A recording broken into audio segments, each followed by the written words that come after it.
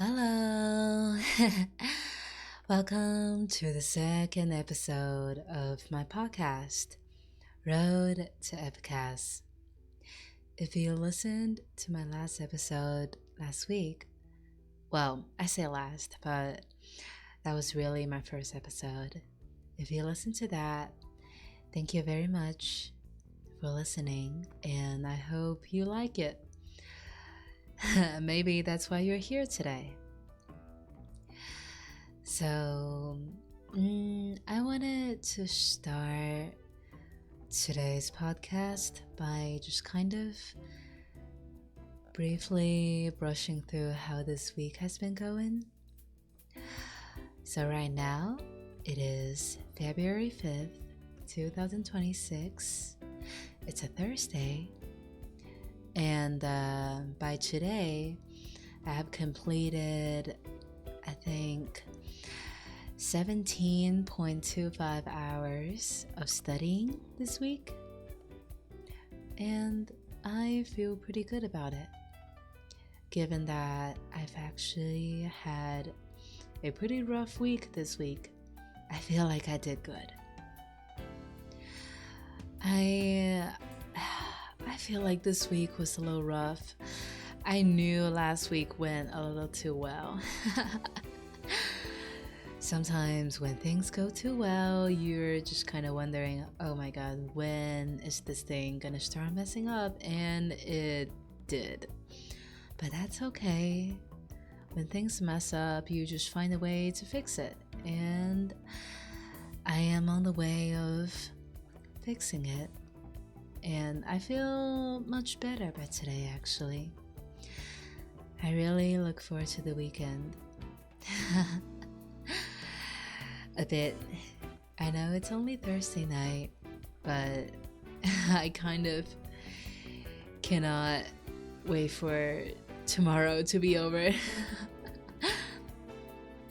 I actually have a friend's birthday dinner tomorrow, so I am very excited about that. Yep. It's finally almost there. And also, you know what? Good thing is that this week was not overly busy, so I got to do a lot of studying. I did, on average, 5 hours per day for Monday, Tuesday, and Wednesday. And even today, I really didn't feel so well. I only did 3 hours. That still got me to around 17, 18 hours. So I'm pretty happy about that. Yep. And now I wanted to briefly, well, I say briefly, I know I'm going to yap. So you guys just gotta bear with me. I wanted to give some updates on studying. So I think I said this during the last episode. I was on part 2 of Exam Mass 1 as of last Friday when I recorded this. And this week, actually, the end of yesterday, I started part 3 of Exam Mass 1 on coaching actuaries. So that is very exciting. I mean, part 3 is long and hard and all, and I do get a little scared because part 3 is supposed to be like 50% of the actual exam, so this part must be really important, and I probably should pay more attention to it because I don't want to mess up, right? Yeah, but you just gotta take it step by step, one section by one section. Today, you know what? I grinded out a whole big section of part 3. So there are in total 11 sections of part 3 of Exam Mass 1. And today I finished section 3.1. Now, I don't think I can go one section per day every single day, especially because 3.1 is more like a review. It's like the things that was mentioned in part 3.1, most people definitely have taken it or seen it in any sort of like either college stat class, or like if you're in high school, AP stats, definitely like something that has appeared in there already. So it wasn't overly too hard for me. I guess that's good. Just gotta speed through the easy stuff so we can focus on the hard stuff, right? But yeah, and also starting around last week, I started to do practice problems. So, a fun fact of me sitting for exams is that I am actually terrified of doing practice problems, because I would be thinking, oh my god, like it's gonna be so hard. I'm gonna create a quiz and get every single one of those problems wrong. And it's such a stress for me to even click start on quizzes that I made to be on the easier side. So I don't know if anyone else also feel this way. It's quite strange because you're preparing for exam, but you're scared to start exam problems. That sounds strange. But yeah, I am this way. But well, I got up the courage not to talk to her, but to start some practice problems. That was a lyrics reference, just in case anyone didn't get it. This is gonna sound stupid because I feel like everyone has heard that song before. But anyways, I got up the courage to start doing practice problems, and honestly, it has not been so bad. I've been doing practice problems on section 1 just because I learned section 1 using AC Text, a study manual, instead of coaching actuaries, because at the time I did not have access to coaching actuaries yet. So I used the manual to study for part 1 of the exam. And I feel like there's gotta be some like difference between what is put in section 1 of the AC Text study manual and what is put in section 1 of coaching actuaries. So I thought doing some practice problems would be good because, well, first, while I was on section 2, I get to review on section 1, and if I run into any problems that I feel like, oh wait, I have never seen this before at all, then I know, I find the part of section 1 that it was at and I make a flashcard and learn it, So that's been going. I started by doing practice problems of difficulty level 2, and a few days later I moved on to difficulty level 3 now. The best I have done is to get 4 out of 5 questions right in a 5 problem quiz, difficulty level 3 and on section 1. That's the best I've done, and I think by the time I could do like all 5 correctly, I'll probably raise the difficulty level again. And also I want to try to start practicing part 2 as well, because I've just finished it and right now is probably the best time to review for it. while the knowledge is still pretty fresh in your little brain. Well, I shouldn't say you, mine. Your brain is probably pretty big. But yeah, to be very honest, I'm a little terrified. When am I not terrified, right?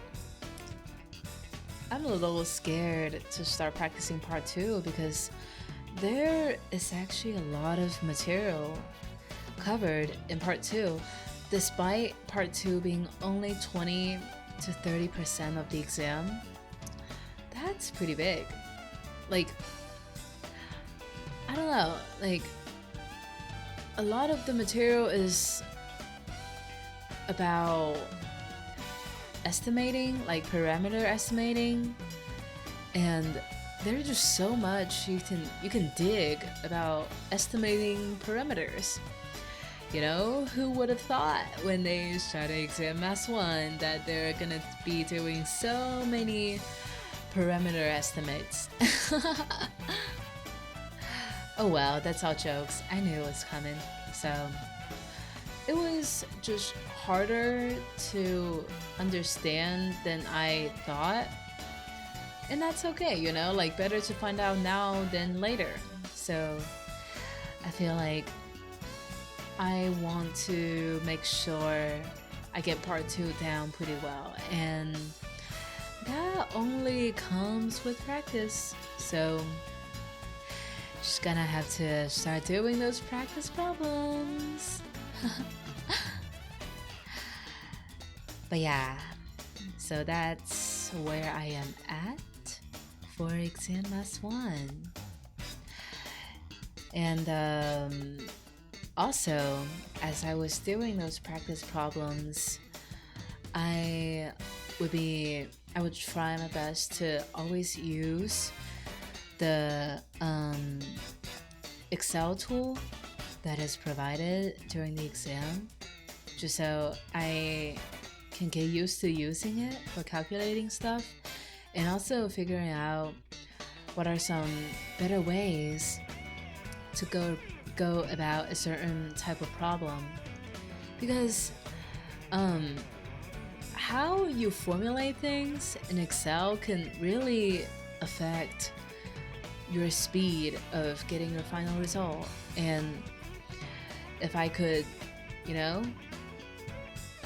have a kind of little template in my head of how I'm going to format my Excel when I see a certain type of problem, I think that would be really helpful. You know, because you would see a problem and say you're like, oh wait, this is to calculate the, say, maximum likelihood estimate. I knew how to do that in Excel. I know how to lay out, like how to do my layout, like how to make my calculations, you know, efficient. Like I know how to do that. So that saves a lot of time figuring out where to put what. So I think getting better at using the Excel tool is also a really good, really big, like, progress, I would say. I mean, I'm definitely gonna get better, but I think I've gotten somewhere because I've been using it for the past, like, I feel like basically ever since I started using Coaching X-Ray for this. So end of January, I would say. So the past 2 weeks, I've been trying my best to use it, and then after I started doing practice problems, I started using them as well. So only gets better from here, right? And also, speaking of Excel, I learned a lot of Excel formulas about calculating distribution CDFs, PDFs, and say given a probability, calculate the corresponding values, stuff like that. It's all fun stuff. I actually did not know that Excel could do all these things. I would think, oh, like by the time of the exam, you're gonna be looking at the T table like crazy. But actually, you don't really have to sometimes if you just enter some formulas on Excel. I find it really helpful that Excel has the gamma distribution PDF and CDF in there because, well, first, gamma distribution does not have a computable CDF. Like, when you look at the exam table, it tells you the CDF is a incomplete gamma function, and you're not really supposed to calculate it. But you can calculate that through Excel, and you can even reverse engineer it. Say, I wonder what value would be at 95% of this certain gamma distribution. I can do a gamma reverse, like gamma dot inf, I think, to just get that value. I think it's really helpful. And it's also really good that it has other distributions like Weibull, like the T distribution, the F distribution, the chi-square distribution. Well, Weibull distribution, especially because you can calculate the PDF and CDF. It's just a lot of work. And if you enter that manually in Excel formulas, like what exactly the formula is, there's gonna be a lot of parentheses and like trying to not break math rules, and maybe one time you'll break it and you never know and you make mistakes. So I really appreciate Excel having these formulas for me to use, just so my silly self don't mess up too bad when I actually take the exam. Yeah, and the T distribution, F distribution, chi-square distribution, those are a little annoying just because the exam table only give you like a certain part of the distribution.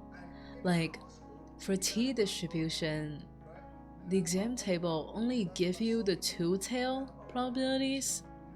So say you're doing a one-tail test, you're gonna have to like think a little extra on that, and maybe you'll make mistakes, and I do that very often, but I don't want that to happen very often.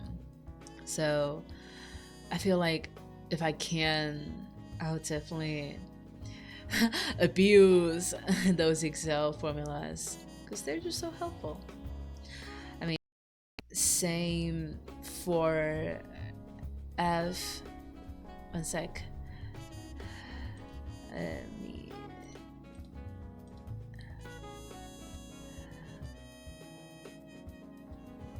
Okay, sorry, something came up.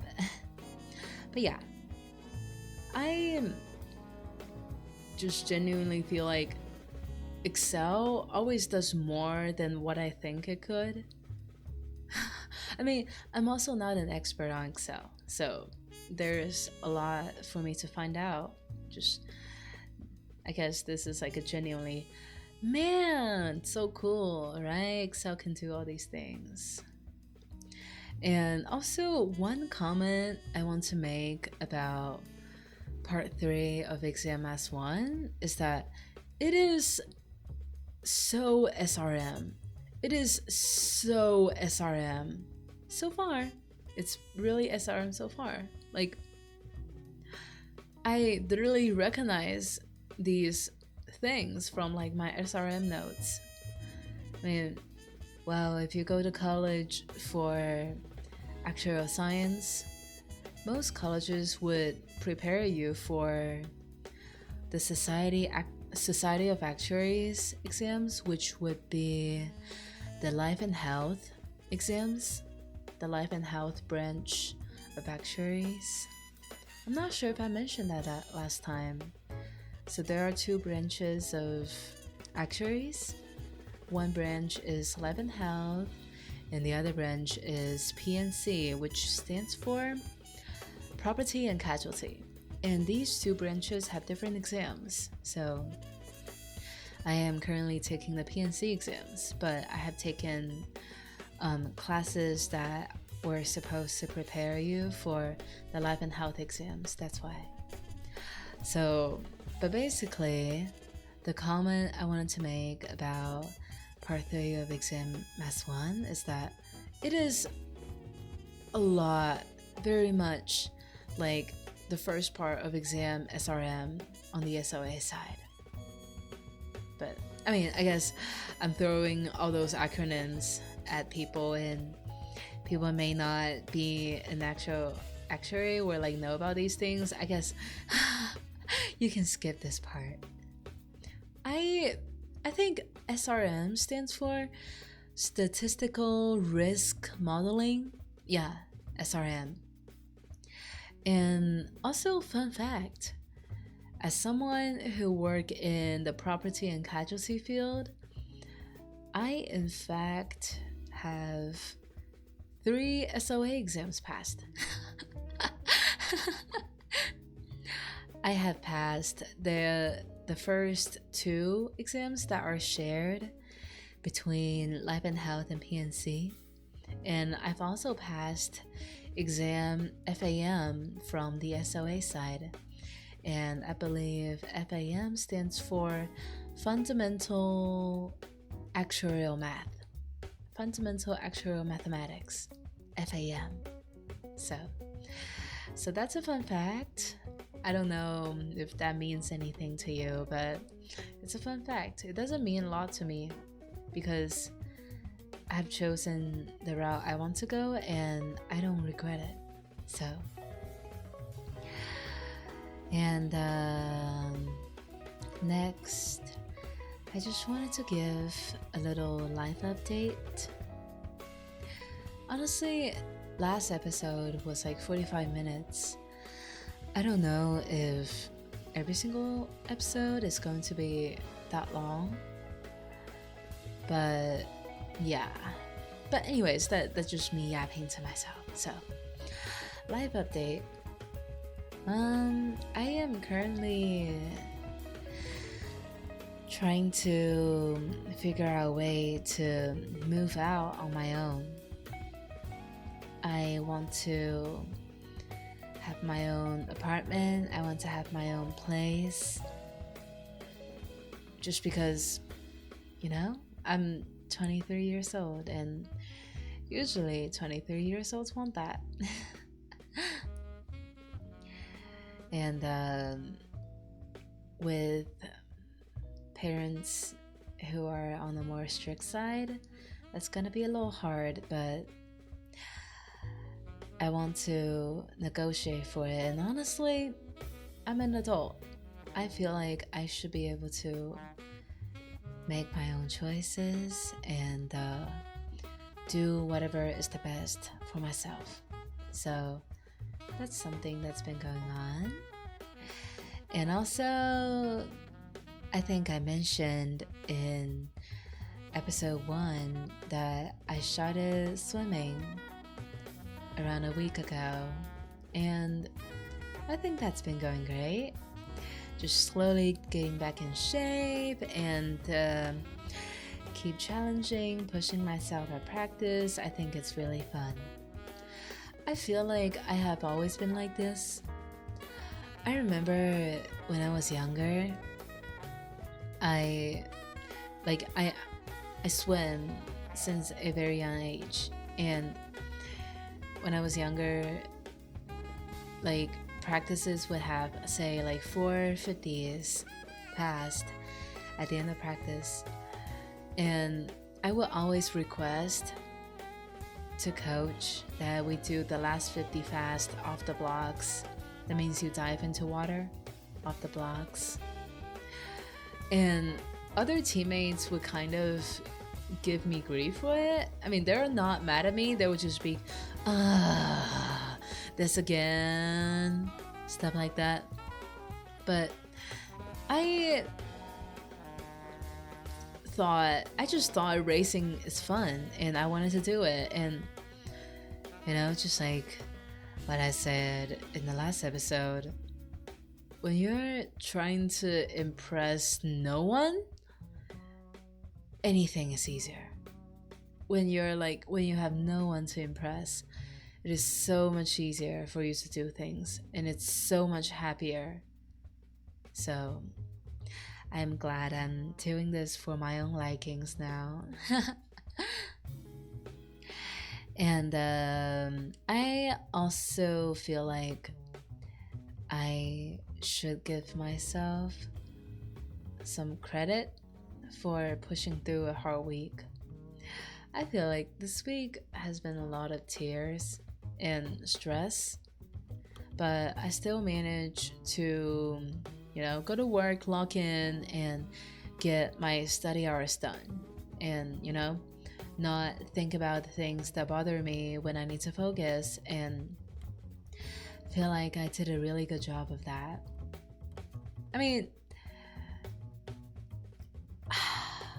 I was gonna say, oh my god, it's gonna sound like I'm just bragging about myself, but I think sometimes it is important to realize that you have done something pretty good. Like, you don't have to be saving the world or anything. Maybe some days just getting through it is tough enough, and doing it is tough enough, and you do it. And I think that's something that we should all give ourselves credits about. It's like, oh my god, good job, me. You made it. You made it through today, and you performed your job well. You get your goals done, and I know you're feeling stressed. I know you're feeling sad and all sorts of not so great emotions, but you did it. Sometimes you just gotta give yourself this little pat on the head, be like, hey, good job. But yeah. And I also, weekly hung out with my new friends, and that has always been fun. I feel a little bad though, because on Monday, I feel like Monday was definitely my worst day this week. I was just not feeling well. Like, I was really happy that I got to see them, but I actually cried a lot before dinner. And that definitely carried on. Like, so after you cry, you just spend a lot of energy, right? And when you lose a lot of energy, you just get cold. So I feel like whenever I was outside at all on Monday, I was constantly shivering, and I didn't want people to worry about me. But I was shivering. And I don't know if they were able to tell, but like that, I was having a pretty rough day. I kind of hope they couldn't tell, just because I don't want new friends to worry about me. I mean, I say that, and then sometimes I accidentally tell them some really traumatic things, and I feel bad about that too. I think that is something that I need to work on. It's like, okay, I know people would probably be cool, be chill with you telling them these things, but I think some conversations are better for later, Like, it's not that I don't trust them, it's not that they don't trust me, it's not that I don't like them, it's not that they don't like me, it's just that we just met, and well, I say we just met, but it's been, oh my god, hitting almost 2 months-ish. Well, it's over a month, but it's like,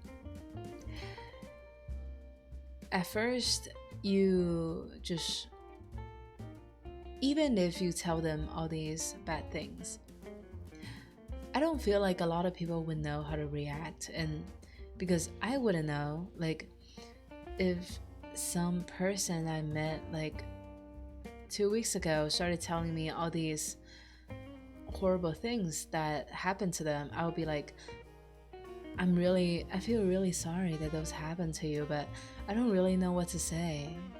Like, yeah. But, anyways, enough of me yapping. The past, I couldn't change that. The time to fix it is now. So, I think fixing myself is definitely the first step. So, and I want to not just out of the thought that I want them to like me, but also out of the thought that I want my friends to be happy around me. I want to always bring them the happy energy, the laughter, and the jokes, So, but I have firm belief that I will get better, because realizing that you've done something off is the first step of changing. So, but yeah, and as always, I really look forward to spend more happy times with those people, and hopefully one day, instead of saying new friends, I would say my friends, because now technically it's only been a bit over a month. I would still say, yeah, these people are my new friends. But, if I keep hanging out with them, maybe one day I would feel comfortable to say, oh yeah, I was hanging out with my friends. Turning new friends into friends. And I also want to start cooking for fun again.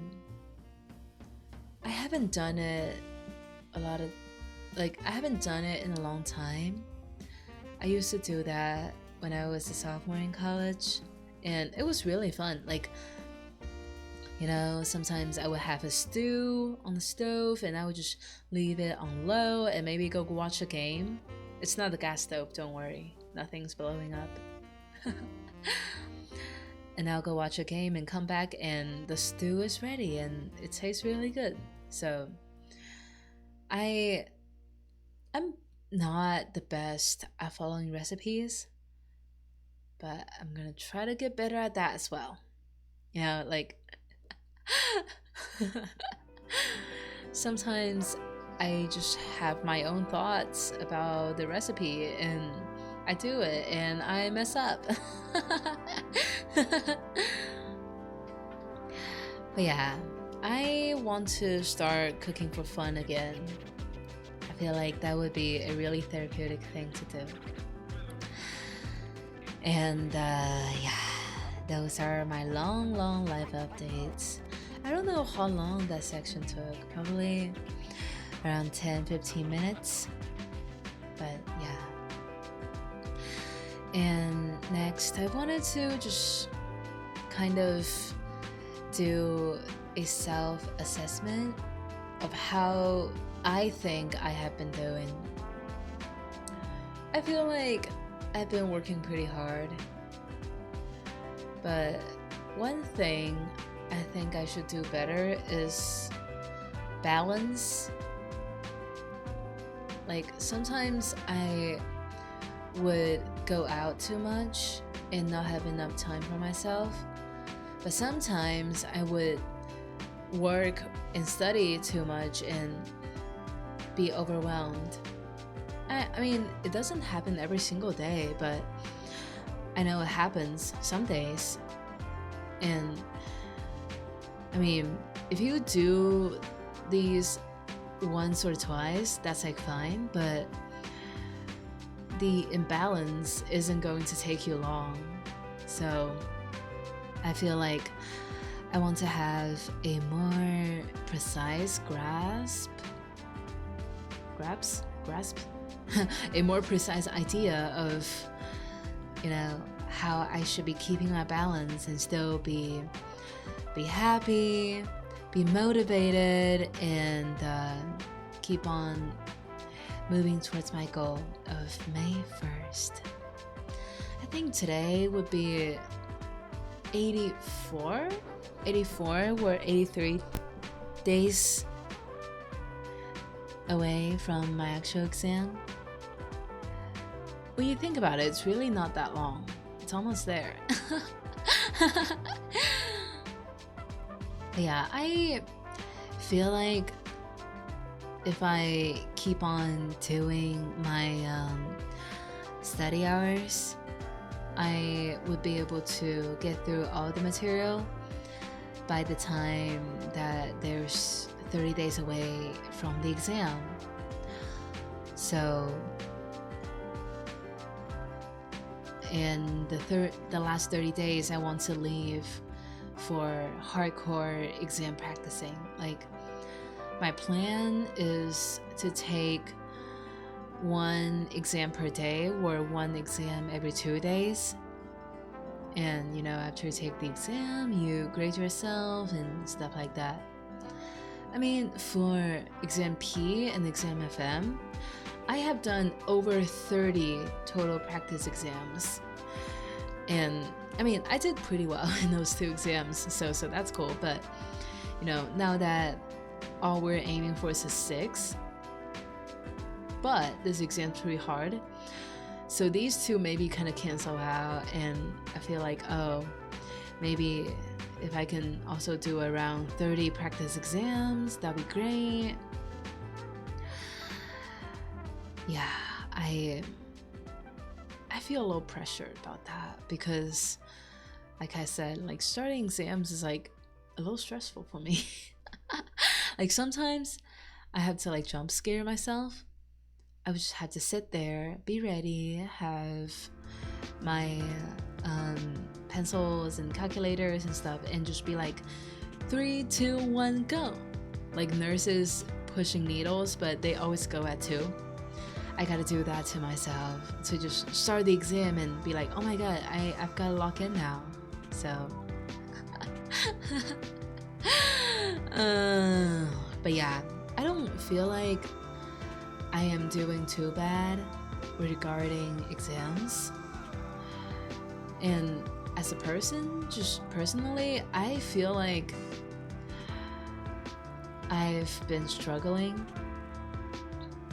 I just, a lot of different reasons, but I always try to make things better if I could. So I think that at least that part is not too bad, right? So that's that.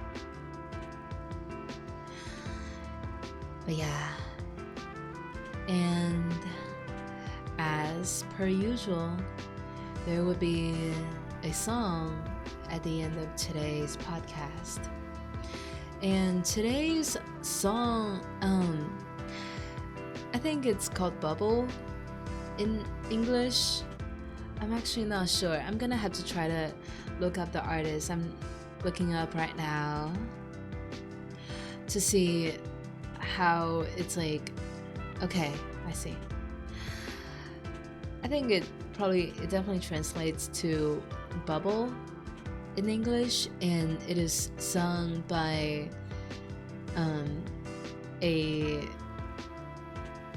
an artist named G.E.M. G.E.M. Yeah. So she's a Chinese singer, and yeah, it's actually a pretty sad song. Like, as in, it speaks from the perspective of someone who is so caught up in a relationship and they couldn't let go, and they would rather the other person lie to them than leaving. So that's sad. But it is a really beautiful song, so I'm gonna try to do that. Alrighty, now that I'm singing, I'm gonna try to turn the reverb on.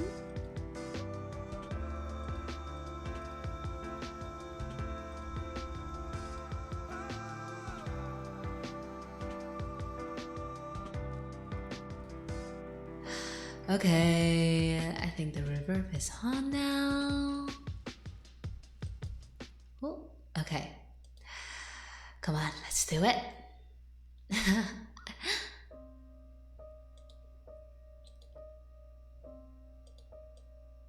阳光下的泡沫是彩色的，就像被骗的我是幸福的，追究什么对错，你的谎言，基于你还爱我。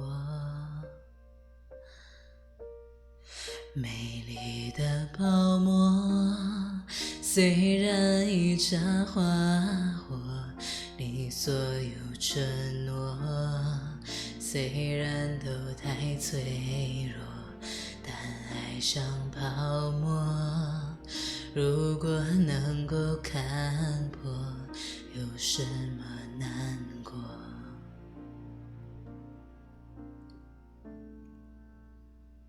早该知道泡沫一触就破，就像衣裳的心不想折磨，也不是谁的错，谎言再多，基于你还爱我，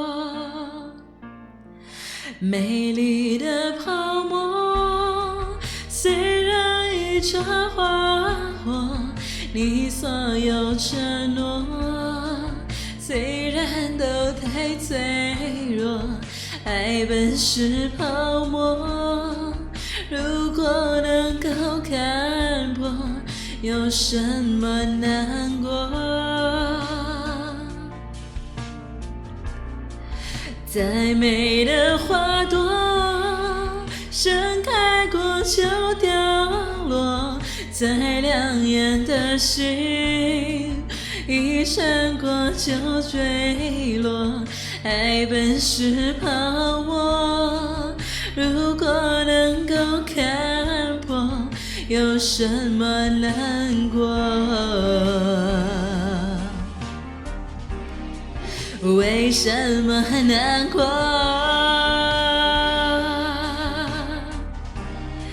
有什么难过？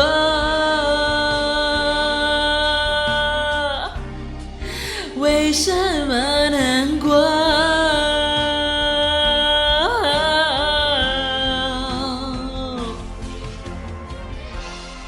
全都是泡沫，只一刹的花火，你所有承诺，全部都太脆弱，而你的轮廓，怪我没有看破，才如此难过。爱相爱的把握，要如何再搜索？相拥着寂寞，难道就不寂寞？爱本是泡沫，怪我没有看破，才如此难过。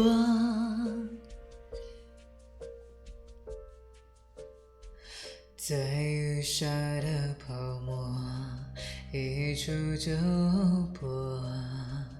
当初炽热的心早已沉默。说什么你爱我，如果骗我，我宁愿你沉默。哈哈。I feel like I haven't properly warmed up my voice towards the beginning, that's why the low notes were a little rough. Like 阳光下的泡沫是彩色的。Actually, you know what? I'm gonna do it again. Well, if you are happy with the version that I just did, you can stop now, but just out of my own happiness, I'm gonna sing again. Because, well, I really like sing low notes. It's like when you sing low notes, you feel your vocal cord vibrate, and I really like the feeling. Sounds weird, but I'm gonna do it again. Okay.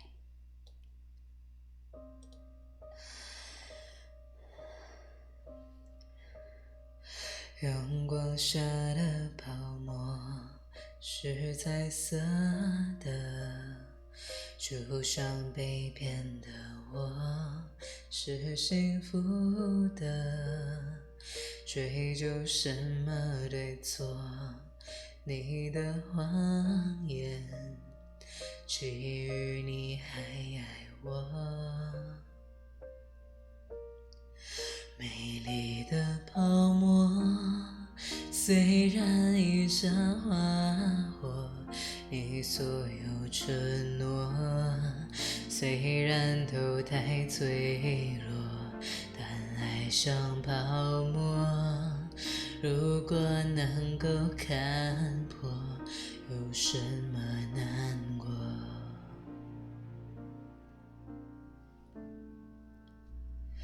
早该知道泡沫一触就破，就像异乡的心，不想折磨，也不是谁的错，谎言再多，基于你还爱我。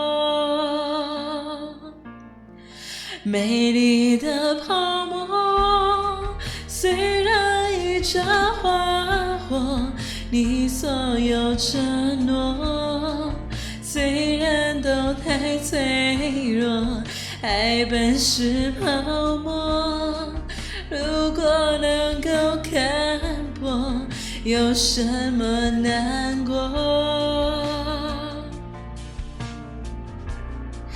再美的花朵，盛开过就掉落；再亮眼的星，一闪过就坠落。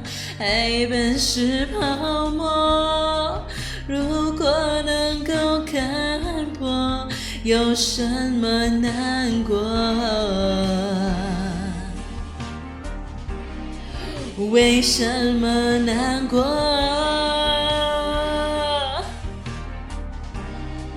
有什么难过？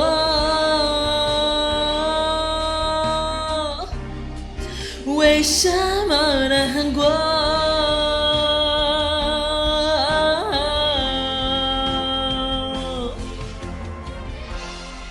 全都是泡沫，这一刹的花火，你所有承诺，全部都太脆弱，而你的轮廓，怪我没有看破，才如此难过。相爱的把握，要如何再搜索？相拥着寂寞，难道就不寂寞？爱本是泡沫，怪我没有看破，才如此难过。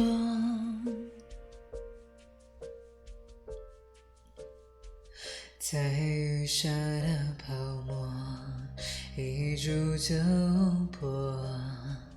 当初炽热的心早已沉默，说什么你爱我，如果骗我，我宁愿你沉默。